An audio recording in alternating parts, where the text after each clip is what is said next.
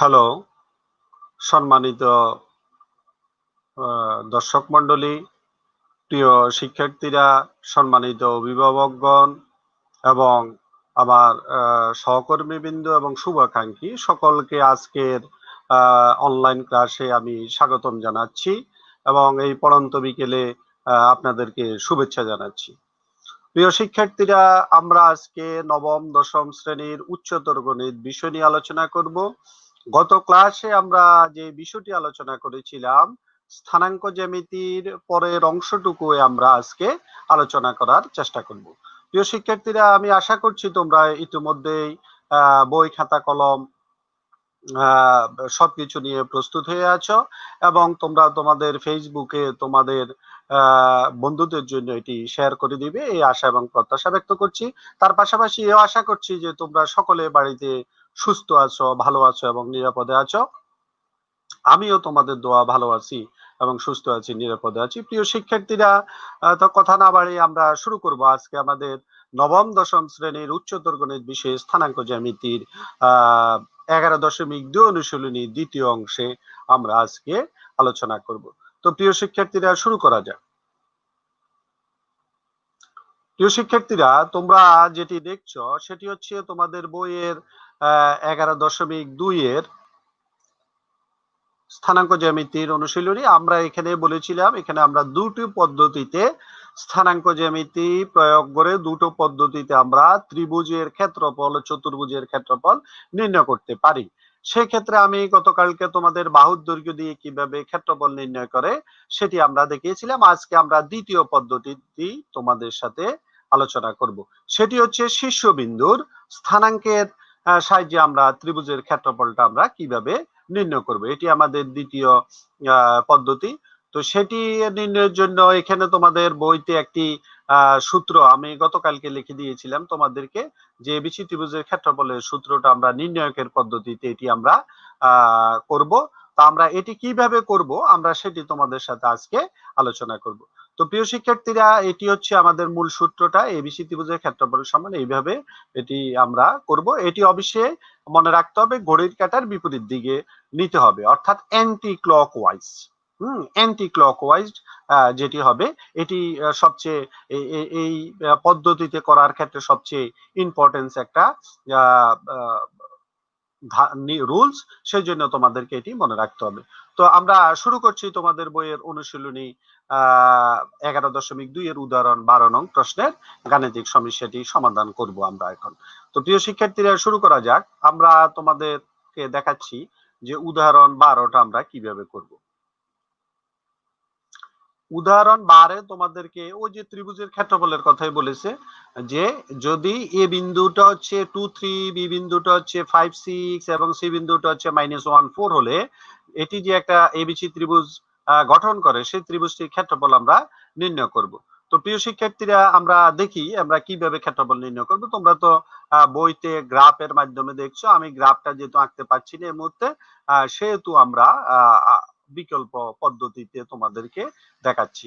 সেটা হচ্ছে আমরা এখানে দিব এক্স ও এক্স ডট, হ্যাঁ, আর এখানে হচ্ছে ওয়াই ও ওয়াই ডট।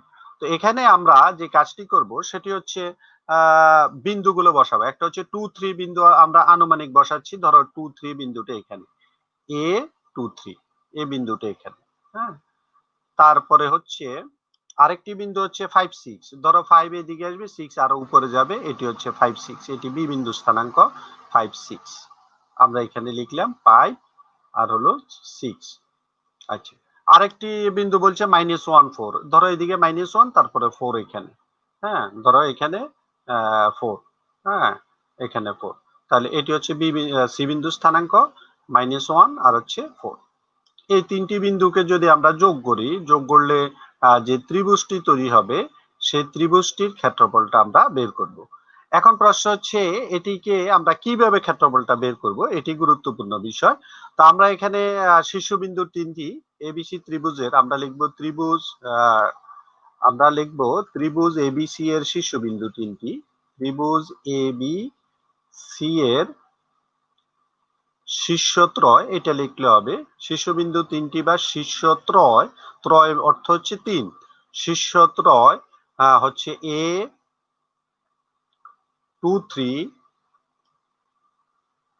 বি 5 6 এবং সি সি হচ্ছে কত -1 4। আচ্ছা, এখন আমাদেরকে যে কাজটি করতে হবে সেটি হলো আমরা ক্ষেত্রফলের সূত্রটি লিখব। সুতরাং এবিসি ত্রিভুজের ক্ষেত্রফল বা ত্রিভুজ ক্ষেত্র এবিসি সমান, আমরা এটাও লিখতে পারি ত্রিভুজ ক্ষেত্র এবিসি সমান ত্রিভুজ ক্ষেত্র এ বি সি সমান, আমরা সূত্রটি লিখব। সূত্রটি হচ্ছে হাফ, তারপরে হলো x1 by x1 x2 y1 y x1 x2 x1 y1 x2 y2 x3 y3 আবার x1 y1, সূত্রটি এরকম। তো আমরা এখানে আমরা বিন্দুতে যে ধরবো আমরা এ বি সি, এটা কিন্তু ঘুরতেছে অ্যান্টি ক্লকওয়াইজ, এরপরে এ ঘড়ির কাঁটার বিপরীত দিকে, এ এরপরে বি এর তারপরে হচ্ছে সি, এ বি সি, এ বি সি।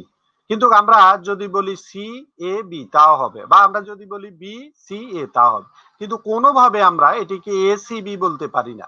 নরমালি আমরা এবিসি ত্রিভুজকে এসিবি ত্রিভুজও বলতে পারি, কিন্তু এখানে এসিবি যদি বলি তাহলে এটা হবে ক্লকওয়াইজ। ক্লকওয়াইজ হলে হবে না, এটা হবে অ্যান্টি ক্লকওয়াইজ, ঘড়ির কাঁটার বিপরীত। এই জন্য আমি কোনোভাবে এ বিন্দুর পরে সি বিন্দু নিতে পারবো না, অর্থাৎ যাতে করে এই ডান দিক থেকে না ঘুরে, এটি কখনোই হতে পারবে না। তোমাদেরকে করতে হবে উল্টো দিক থেকে, অ্যান্টি ক্লকওয়াইজ, ঘড়ির কাঁটা বিপরীত দিক থেকে। এ বি সি হইতে পারে, সি এ বি হইতে পারে, তারপরে বি সি এ হইতে পারে, কিন্তু কোনোভাবে A B C, A C B বা সি বি এ বা বি এ সি এগুলো হতে পারবে না। এটি ভালোভাবে তোমাদেরকে মনে রাখতে হবে। তাহলে আমরা লিখবো এ বি সি। তাহলে এ বিন্দুটা হচ্ছে, এ বিন্দুটা হচ্ছে 2 3 2 3, তারপরে বি বিন্দুটা হচ্ছে 5 6, আমি এখানে লিখবো 5 6, আবার সি বিন্দুটা হচ্ছে -1 4। এটি ভালোভাবে মনে রাখতে হবে। আবার এই বিন্দুটা আমরা লিখে দিব প্রথমটা, এ হচ্ছে সূত্র। ঠিক আছে, সূত্রটা খুবই সহজ প্রিয় শিক্ষার্থীরা, সূত্রটা খুবই সহজ। এখন প্রশ্ন হচ্ছে আমরা নির্ণায়কের গুণটা আমরা কিভাবে করব সেটি আমাদেরকে বুঝতে হবে। গুণটা হবে এই দিক থেকে, এইভাবে গুণটা হবে প্রথমে, এইভাবে কোনা কোনা গুণ হবে এইভাবে। প্রথমে হবে এর সাথে 2 এর সাথে 6 হবে, তাহলে 12 হবে।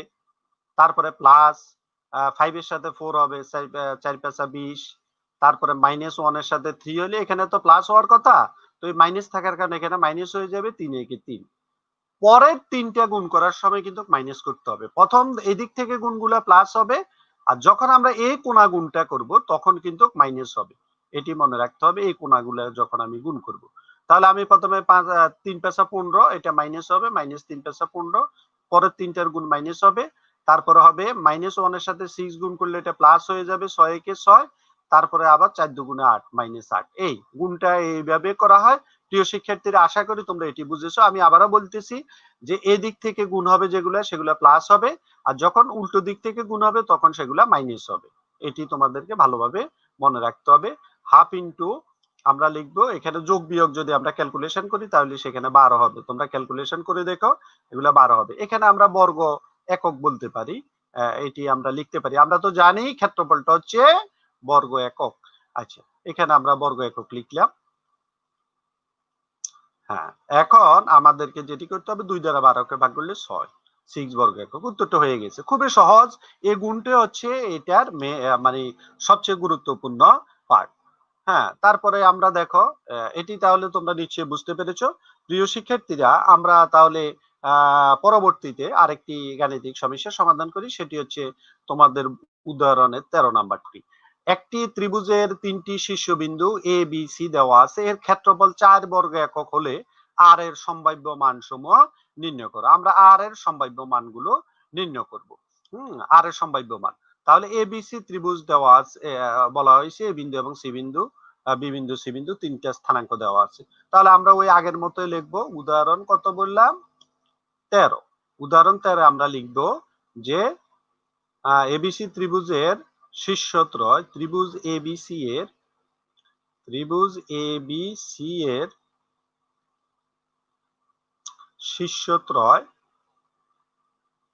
শীর্ষত্রয় দেওয়া আছে। এ বিন্দু স্থানাঙ্কটা দেওয়া আছে এ 13, বি দেওয়া আছে 5 1 এবং সি দেওয়া আছে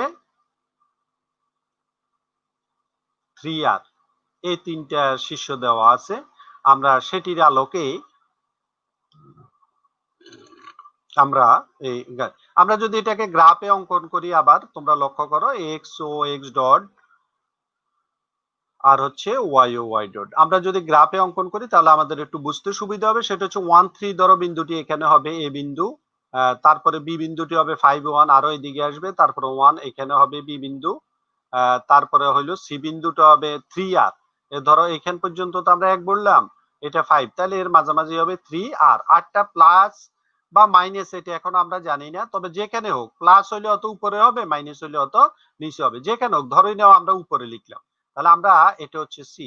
আমরা যদি ত্রিভুজটা অঙ্কন করি, দেখো ত্রিভুজটা যদি আমরা অঙ্কন করি, এই ত্রিভুজের আমরা যদি অ্যান্টি ক্লকওয়াইজ হিসাব করি তাহলে এ সি বি, এ anti clockwise A C B, হ্যাঁ এ সি বি, তাহলে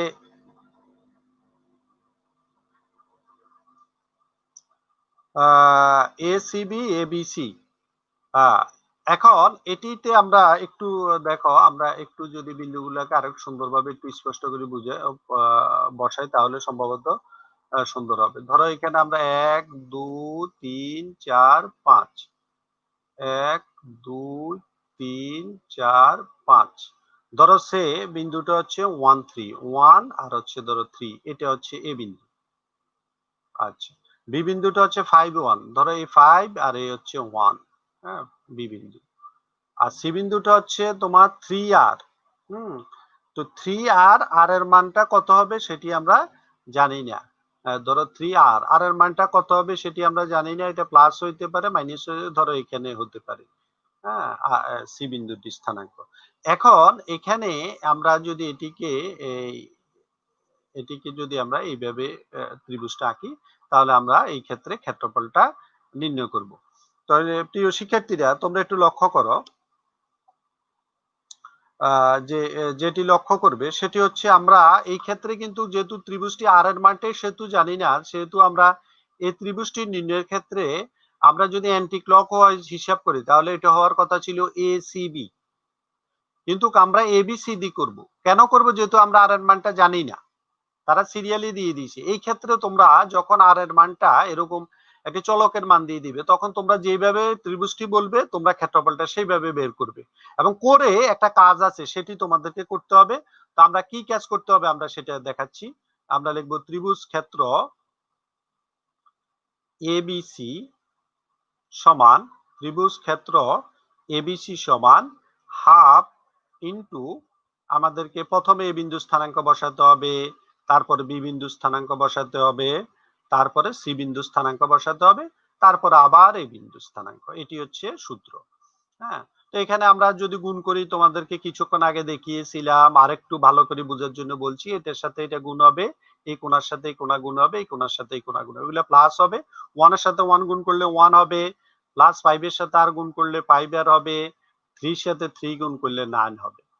আর বাকিগুলা গুণের সময় আমরা মাইনাস করব, এই কোণাটা, এই কোণা এবং এই কর্নারটা গুণ করার সময়। তাহলে 3 5 15 বিয়োগ 3 একে 3, হ্যাঁ বিয়োগ আর একে আর।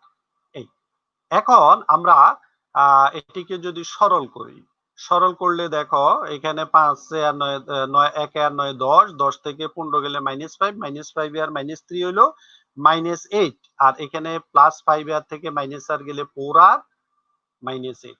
এই যে আমরা এটি পেলাম, ও যে আমরা বলছি এটা অ্যান্টি ক্লকওয়াইজ না ক্লকওয়াইজ, সেটি তো আমরা চিত্র দিয়ে আনুমানিক সি এর মানটা বসিয়ে আমরা স্পষ্ট বুঝতে পারছি না।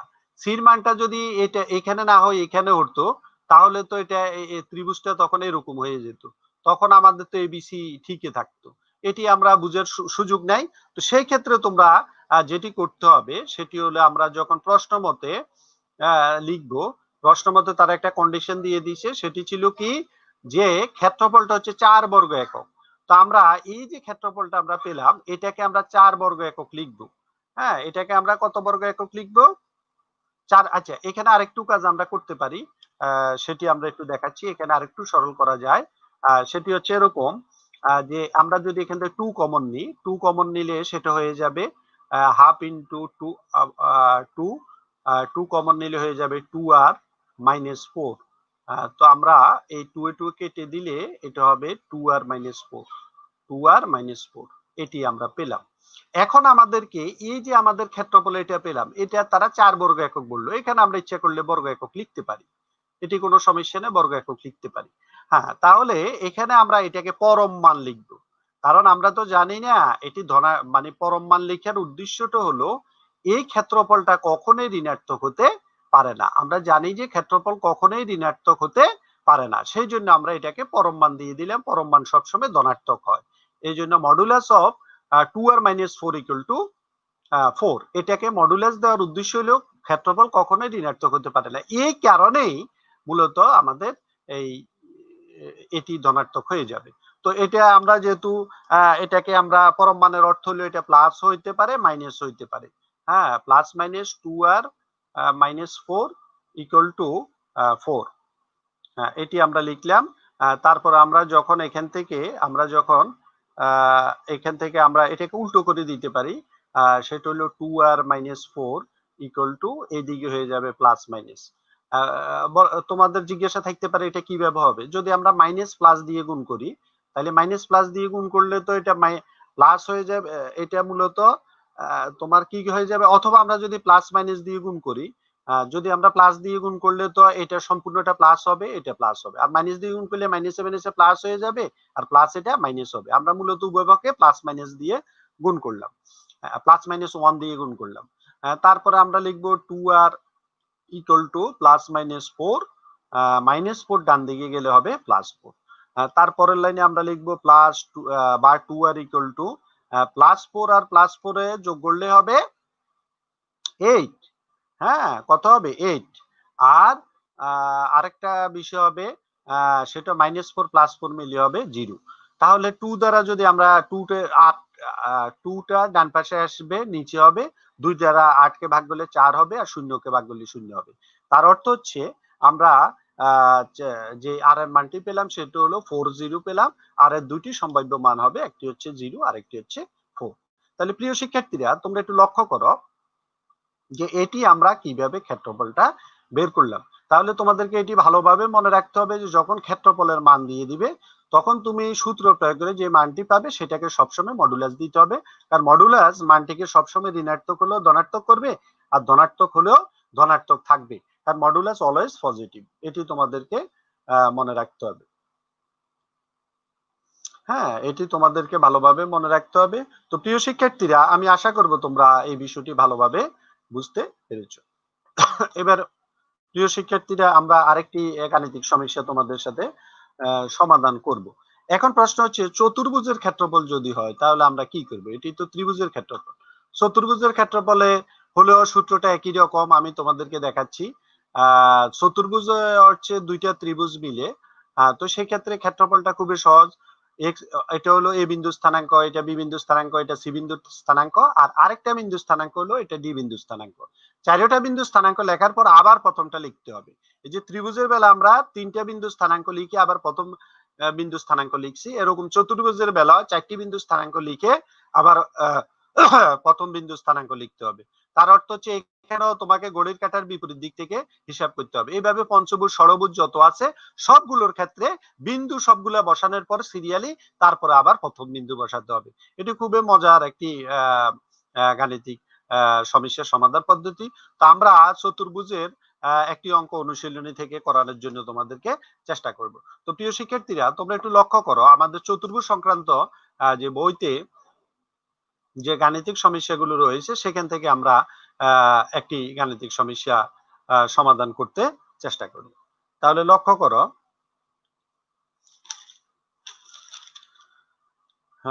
চতুর্ভুজ সংক্রান্ত গাণিতিক সমস্যা সমাধানের মধ্যে এখানে কিছু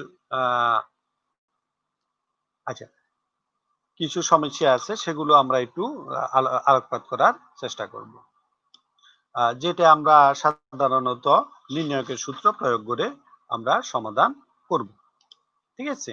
নির্ণয়কের সূত্র প্রয়োগ করি।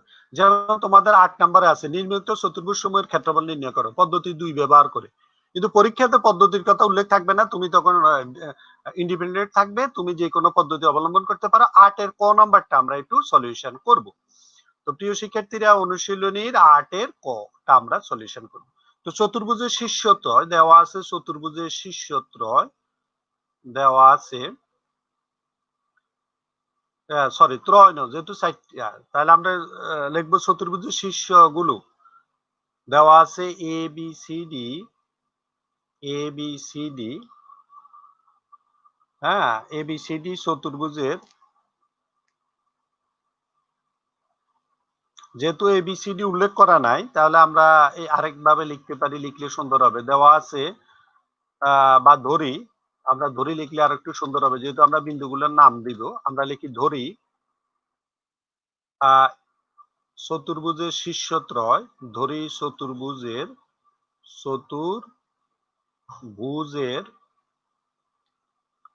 শীর্ষত্রয়, শীর্ষ শুধু ত্রয় বলি না প্রিয় শিক্ষার্থীরা, শীর্ষগুলো আমরা লিখবো, চতুর্ভুজের শীর্ষগুলো বা শীর্ষবিন্দুগুলো। হ্যাঁ, এটা লিখলে শীর্ষবিন্দুগুলো লিখলে সুন্দর হবে। এখানে তোমরা বিন্দু লিখে দিও, শীর্ষবিন্দুগুলো, চতুর্ভুজের শীর্ষবিন্দুগুলো এ 0 0, বি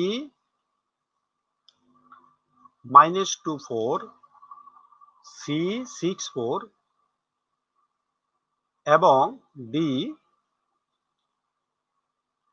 এবং ডি দেওয়া আছে 4 1। তাহলে আমি আবার বলি, তোমরা মিলিয়ে নাও। এবিসিডি চতুর্ভুজের শীর্ষ বিন্দুগুলো, এ বিন্দু হচ্ছে 0 0, বি বিন্দু হচ্ছে -2 4, সি বিন্দু হচ্ছে 6 4 আর ডি বিন্দু হচ্ছে 4 1। হ্যাঁ, এগুলো আমরা সমতলে যদি স্থাপন করি তাহলে ব্যাপারটা কিরকম দেখা যায় একটু লক্ষ্য করো। আমরা যদি এগুলোকে এরকম গ্রাফ পেপারে অঙ্কন করি, একটা হচ্ছে এক্স ও এক্স ডট, আর এটা হচ্ছে ওয়াই ও ওয়াই ডট। এটিকে আমরা স্থাপন করলে প্রথম বিন্দুটা হলো 0 0, এই বিন্দু, এটা এ। দ্বিতীয় বিন্দুটা হচ্ছে -2 4, ধরো -2 4 এরকম একটা বিন্দু হবে বি।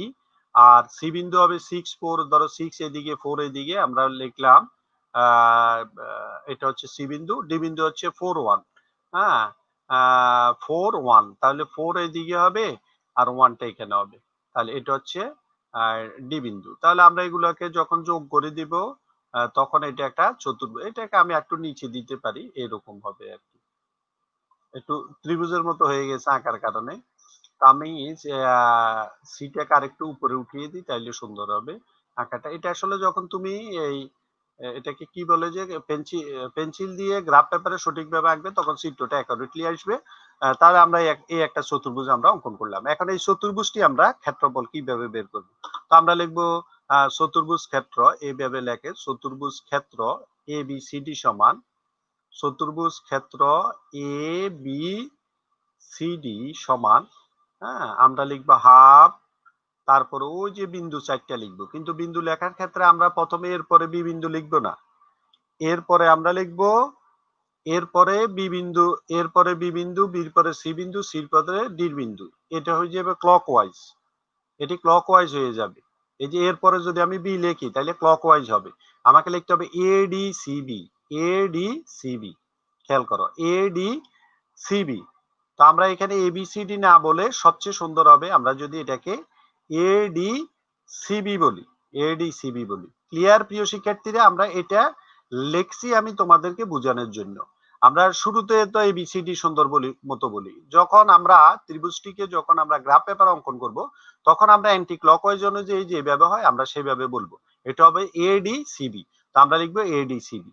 তো এর এই বিন্দুটি আমরা প্রথমে বসাবো, এই বিন্দু স্থানাঙ্ক হচ্ছে 0 0, ডি বিন্দু স্থানাঙ্ক হচ্ছে 4 1, হ্যাঁ তারপরে সি বিন্দু স্থানাঙ্ক হচ্ছে 6 4, তারপরে যাই বি বিন্দু স্থানাঙ্ক হচ্ছে -2 4, আবার আমরা লিখবো এ বিন্দু স্থানাঙ্ক 0 0। ঠিক আছে, এটি হচ্ছে আমাদের সূত্র।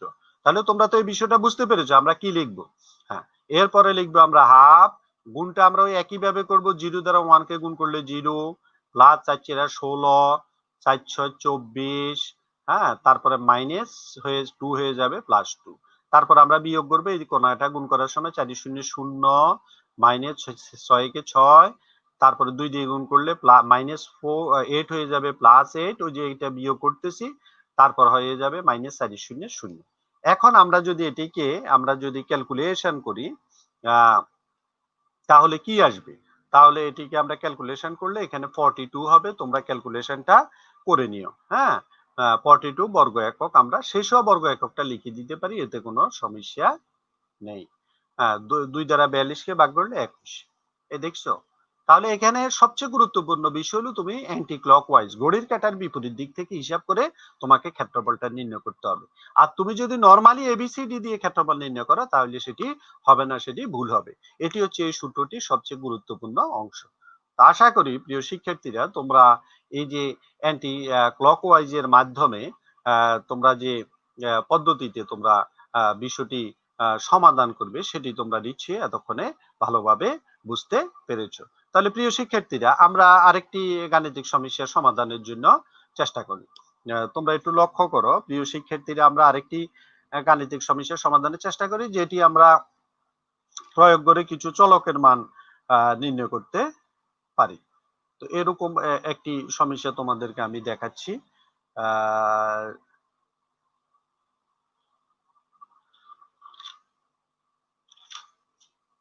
এগুলো বাকিগুলো তোমরা আসলে সবগুলোই করতে পারবে, এগুলো সবগুলোই করা তোমাদের জন্য সহজ হবে। এগুলো তোমরা করতে পারবে। আমি আরেকটি সমস্যা তোমাদের সাথে সমাধান করে দেখাচ্ছি। তাহলে প্রিয় শিক্ষার্থীরা, আমরা এখন যে সমস্যাটি সমাধান করব সেটি হচ্ছে তোমাদের বইয়ের অনুশীলনী 10 নাম্বার গাণিতিক সমস্যাটি আমরা করব। সেটি হচ্ছে একটি চতুর্ভুজের 4টি শীর্ষ এ বি সি ডি দেওয়া আছে এবং এখানে দেখো বিন্দুটার নির্দিষ্ট স্থানাঙ্ক না দিয়ে পি বিন্দু বলে দিয়েছে, চলক বলে দিয়েছে, এবং শীর্ষ সমূহ ঘড়ির কাঁটার বিপরীত দিকে আবর্তিত এবিসিডি চতুর্ভুজের ক্ষেত্রফল ত্রিভুজ এবিসি এর ক্ষেত্রফলের দ্বিগুণ। এখানে একটা ক্লু দিয়ে দিয়েছে, এবিসিডি চতুর্ভুজের ক্ষেত্রফল হবে এবিসি ত্রিভুজের ক্ষেত্রফলের দ্বিগুণ হলে পি এর মান নির্ণয় করো। আমরা এটি সমাধান করব অনুশীলনী 10 নাম্বার। তাহলে আমরা এটি কিভাবে সমাধান করি প্রিয় শিক্ষার্থীরা, তোমরা একটু লক্ষ্য করো। আমাদেরকে চতুর্ভুজ দেওয়া আছে, তো আমরা লিখবো দেওয়া আছে এবিসিডি চতুর্ভুজের শীর্ষ বিন্দুগুলো দেওয়া আছে, এবিসিডি চতুর্ভুজের এ বি সি ডি চতুর্ভুজের শীর্ষবিন্দুগুলো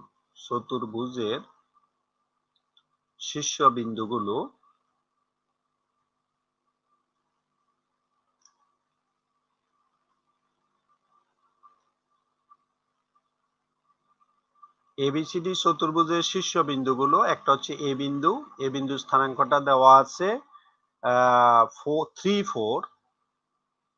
বি বিন্দু স্থানাঙ্ক দেওয়া আছে -4, 2। সি বিন্দু স্থানাঙ্ক দেওয়া আছে 6, -1 এবং ডি বিন্দু স্থানাঙ্কটা দেওয়া আছে P3। এই 4টি বিন্দু স্থানাঙ্ক দেওয়া আছে। তো আমরা সেখান থেকে আমরা প্রথমে এবিসিডি চতুর্ভুজের ক্ষেত্রফলটা আমরা নির্ণয় করব। তো আমরা লিখব চতুর্ভুজ ক্ষেত্র এবিসিডি এর ক্ষেত্রফল, চতুর্ভুজ ক্ষেত্র এবিসিডি সমান লিখব হাফ ইন্টু, আমরা এখন সিরিয়ালি লিখব। এ বিন্দু স্থানাঙ্ক হচ্ছে 3, 4, বি বিন্দু স্থানাঙ্ক হচ্ছে -4, 2, সি বিন্দু হচ্ছে 6, -1, ডি বিন্দু স্থানাঙ্ক হচ্ছে P3, তারপরে যায় আবার আমরা এ বিন্দু স্থানাঙ্কটা লিখব 3, 4। আচ্ছা, ভেরি গুড, তোমরা এটি তো পারো। হাফ আমরা লিখব, গুণটা করে ফেলবো, 3 দুগুণে 6, তারপরে -4 -1 হবে +4, তারপরে এখানে তো প্লাস হবে, তারপরে +3, 6, 18, তারপরে +4 দ্বারা পি কে গুণ করলে 4p। এবারকার গুণগুলা সব মাইনাস হবে, -4 এ গুণ করলে হবে +16, তারপরে -6 দুগুণে 12, তারপরে প্লাস হবে কেন, ওই যে +p -1 হবে, -1 হবে +p, মাইনাসের এইখানে যে মাইনাস, এই মাইনাসে প্লাস হয়ে যাবে, +3 -3 3 9।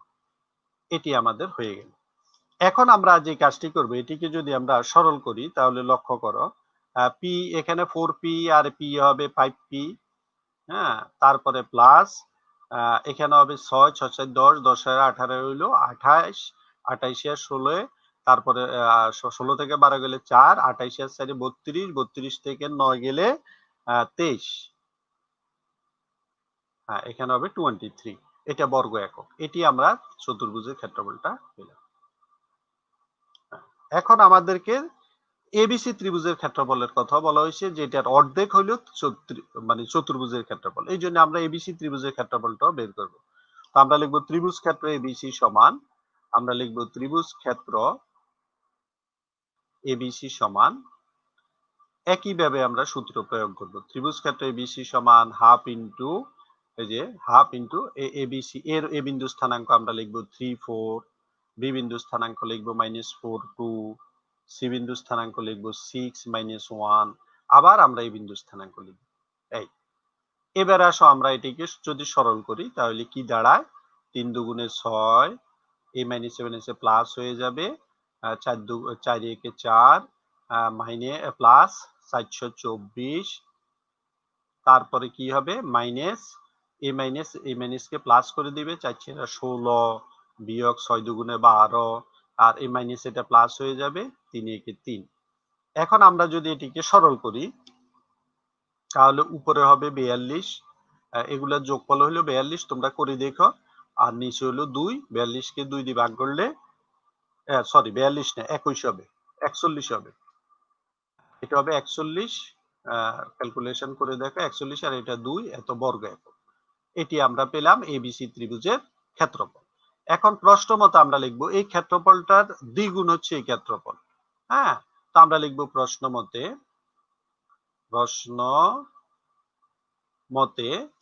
আমরা লিখব হাফ অফ, এই যে আমরা এটা পেলাম 5p plus 23, 5p plus 23 equal to 2 into, দ্বিগুণ বলেছে তো, 2 ইন্টু 41/2, যেটা কম সেটাকে 2 দিয়ে গুণ করতে হবে। তাহলে আমরা এরপরে যেটা লিখব সেটা হচ্ছে আমরা নিচে এই দুইটা নিচে আর উপর হইলো 5p প্লাস 23, আর এখানে হবে এই 2 এ 2 এ কাটা গেলে এখানে হবে 41। হ্যাঁ, এবার আমরা যদি আর গুণন করে দিই, আর গুণন তো তোমরা ভালোভাবেই পারো, 5p প্লাস 23 ইকুয়াল টু 82, 41 কে 2 দিয়ে গুণ করলে 82 হবে। তারপরে আমরা পক্ষান্তর করি, সেটা হচ্ছে 5p, বাকি অংশটুকু একদম 6 লেভেলের জ্ঞান, সেটি তোমরা খুব ভালোভাবেই পারো, আর তোমরা হচ্ছে সায়েন্সের মেধাবী স্টুডেন্ট। হ্যাঁ, তাহলে আমরা এখানে লিখবো p ইকুয়াল টু 5 টা আসবে নিচে, আর 82 থেকে 23 গেলে যেটা হবে 59, হ্যাঁ 59। তাহলে আমাদের এটি উত্তর, নির্ণয় মানটা p এর মান হচ্ছে 59/5। তো প্রিয় শিক্ষার্থীরা, আমরা এইভাবে আমরা সমস্যার সমাধান করব। মূলত আমরা এটি যেভাবে করি না কেন এরকম দুটো নিয়ম আমরা ইতিমধ্যে আলোচনা করেছি।